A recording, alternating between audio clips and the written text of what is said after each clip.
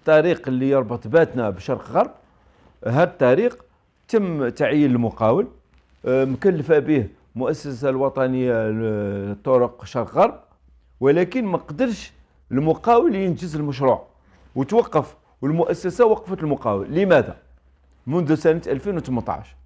منذ سنة 2018 أنا تنصبت في الولاية في نهاية 2022، والطريق المواطنين ينتظروا في إنجاز الطريق، والطريق متوقف والمقاولة لا. يلزم نعلموا المواطنين، نخبروهم بالحقيقة.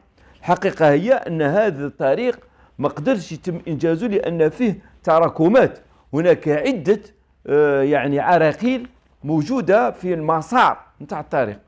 حنا اليوم بدينا نرفعوا هذه العراقيل وهذه الشوائب والتراكمات باش يقدر المقاول يتكفل بإنجاز الطريق، باش هكذاك نربطوا باتنا بطريق شرق غرب، واللي يكون يسهل الاتصال مع الشرق أو مع الغرب أو مع الوسط أو غيرها.